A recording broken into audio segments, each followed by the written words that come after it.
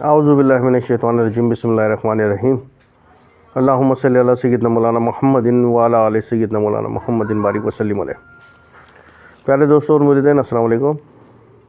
آج ہم اپنا سیرت نبی صلی اللہ علیہ وآلہ وسلم کا دوسرا پروگرام ریکارڈ کر رہے ہیں، تو آئیے شروع کرتے ہیں۔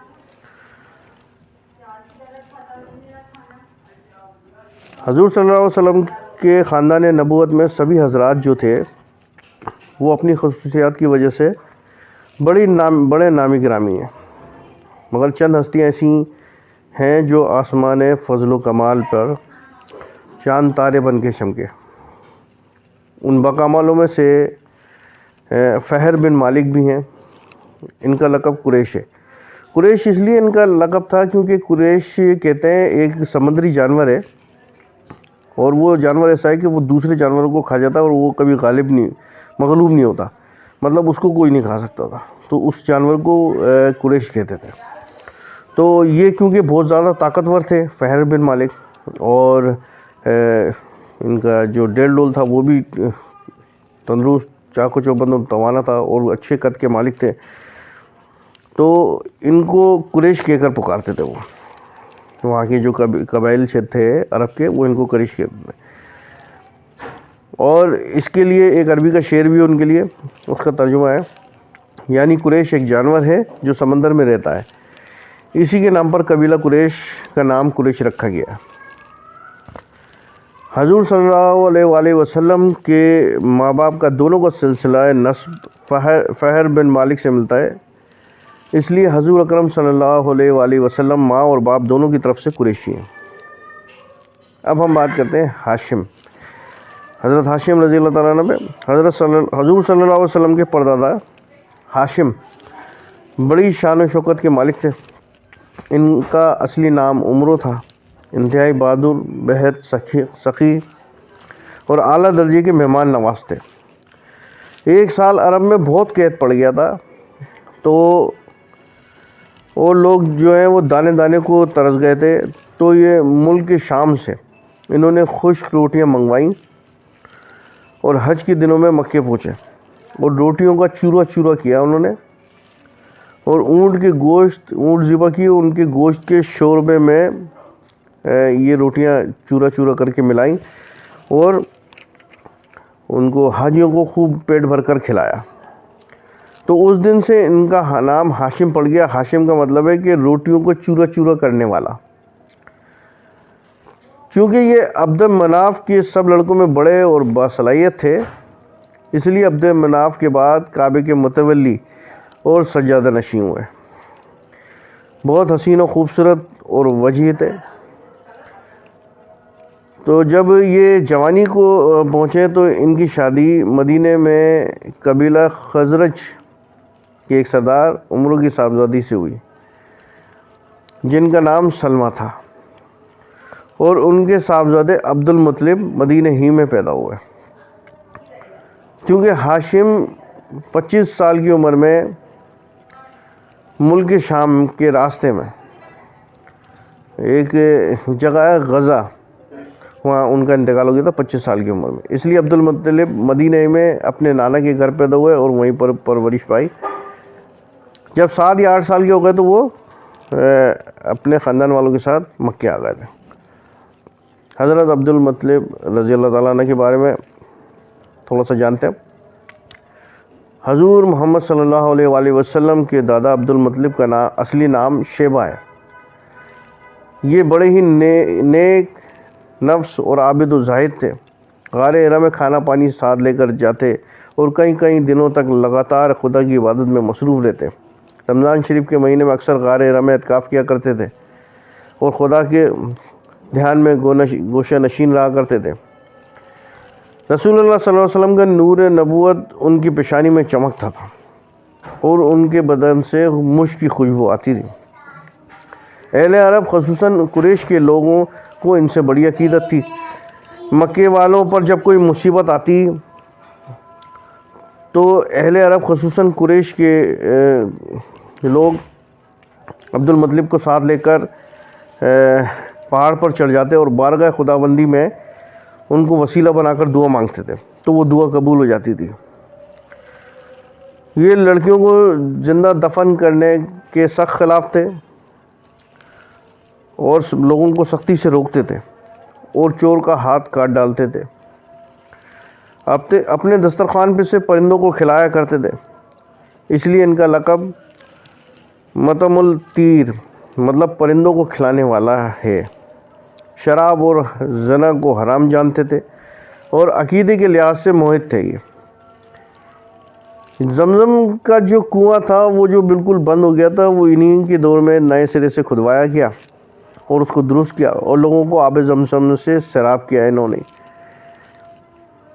آپ بھی کعبے کے سجادہ نشین اور متولی مقرر ہوئے۔ اصحاب فیل کا واقعہ جو ہے وہ آپ ہی کے وقت میں پیش آیا تھا۔ 120 برس کی عمر میں آپ نے وفات پائی۔ اصحاب فیل کا واقعے پہ تھوڑی سی بات کرتے ہیں کہ حضور اکرم صلی اللہ علیہ وسلم کی پیدائش سے صرف 55 دن پہلے یمن کا بادشاہ ابرہہ ہاتھیوں کی فوج لے کر کعبہ ڈھانے کے لیے آ گیا تھا۔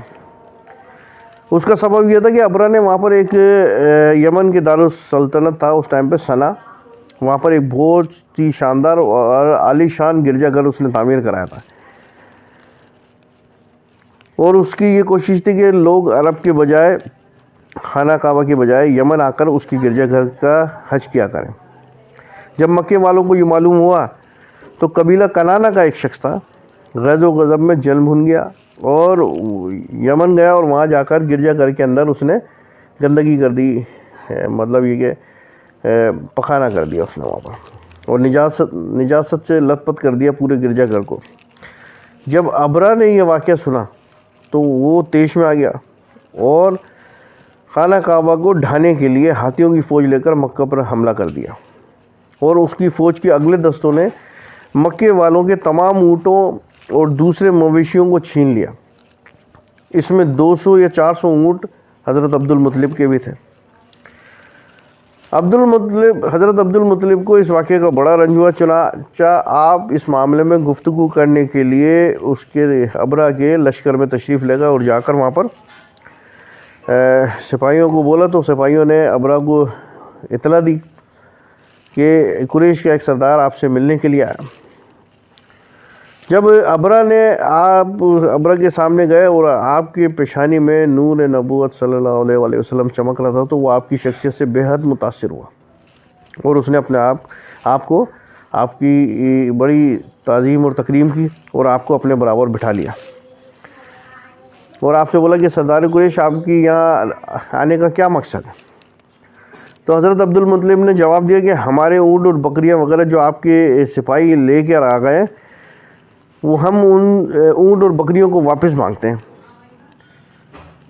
اور وہ یہ سن کر ابرہہ نے کہا کہ ہم میں تو سمجھا تھا کہ خدا کے گھر کی حفاظت کے لیے یا اس کے لیے آپ معافی تلافی کرنے آئے ہوں گے، تو آپ تو صرف اپنے اونٹ اور وغیرہ کے لیے آئے، میرے پاس بکریوں کے لیے آئے۔ تو یہ بات سن کر تو میری نظر میں آپ کی عزت کم ہو گئی۔ بولا مجھے میرے صرف اونٹ اور بکریاں درکار ہیں، باقی وہ گھر جو ہے جس کو تم ڈھانے کے لیے آئے ہو وہ اللہ کا گھر ہے اور اللہ خود اس کو دیکھے گا، خود اس کی حفاظت فرمائے گا، وہ میرا اس میں عمل دخل نہیں ہے۔ تو ابرہہ نے یہ بات سن کر حضرت عبد المطلب کے اونٹ اور بکریاں وغیرہ سب واپس کر دی۔ تو اس کو جب لے کر واپس آئے اور آ کر مکے والوں سے فرمایا کہ تم لوگ اپنے اپنے مال مویشیوں کو لے کر مکے سے باہر نکل جاؤ اور پہاڑوں کی چوٹیوں پر چڑھ جاؤ اور غاروں میں چھپ جاؤ۔ مکے والوں سے یہ کر آپ اپنے خاندان کو لے کر خانہ کعبہ میں گئے اور دروازے کا حلقہ پکڑ کر انتہائی بے قراری اور گریہ آوازاری کی کہ اللہ تعالیٰ سے دعا مانگی کہ اے اللہ، بے شک ہر شخص اپنے اپنے گھر کی حفاظت کرتا ہے، لہذا تو بھی اپنے گھر کی حفاظت فرما، اور سلیب والوں اور سلیب کے پجاریوں عیسائیوں کے مقابلے میں اپنی اطاعت شعاروں کی مدد فرما۔ حضرت عبد المطلب نے یہ دعا مانگی اور اپنے خاندان والوں کو ساتھ لے کر پہاڑی کی چوٹی پر چڑھ گئے اور خدا کی قدرت کا جلوہ دیکھنے لگے۔ ابرہہ جب صبح کو اٹھا اور کعبہ ڈھانے کے لیے اپنے لشکر کو تیار کر کے جب حملہ آور ہوا اور مقام مخمس میں پہنچا تو خود اس کا ہاتھی جس کا نام محمود تھا، جس پہ ابرہ سوار تھا، تو ایک دم بیٹھ گیا. اس کا ہاتھی جو محمود تھا وہ ایک دم بیٹھ گیا. ہر چند اس کو مطلب کوشش کی اٹھانے کی، چلانے کی، وہ نہیں اٹھا.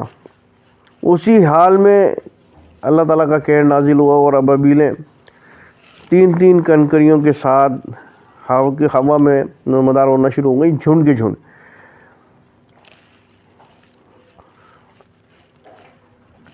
اور ابابیلوں کے ان لشکروں نے کنکریاں برسانی شروع کی ابرہ کی فوج پر، اور وہ اس کی تاب نہ لاتے ہوئے وہ اس طرح ہو گئے جیسے قیمہ بن گیا ان کا، اور وہ کھایا ہوئے بھوس کی طرح. جس طرح اللہ تعالیٰ سورہ فیل میں فرما رہا ہے کہ تم نے دیکھا کہ ہاتھی والوں کے ساتھ کیا کیا، وہ کھائے ہوئے بھوس کی طرح. مطلب یہ کہ اگر بھوسا جیسے جانور چبا کر اگر اس کو تھوک دیں یا ان کے منہ سے نکل جائے تو وہ کس طرح ہوتا ہے کہ بھوسا تو آلریڈی بھوسا ہے، اور وہ جب چبا لیتے ہیں تو وہ اور بھی بالکل ایسے ہو جاتا ہے. تو اس طرح ان کی سب فوج کی حالت ویسی ہو گئی، بوٹیاں ہو.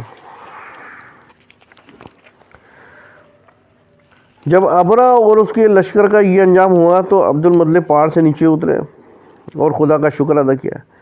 ان کی اس کرامت کا دور دور تک چرچا ہو گیا، اور تمام اہل عرب ان کو ایک خدا رسیدہ بزرگ کی حیثیت سے قابل احترام سمجھنے لگے. آج کے لیے اتنا ہی کافی ہے. آج ہم یہ دوسری ہم نے اس کی قسط بنائی ہے. انشاءاللہ اگلی ایپیسوڈ میں ہم اس سے آگے بات کریں گے. اللہ تعالی ہم کو سمجھنے کی توفیق عطا فرمائے. وما علینا الا البلاغ المبین.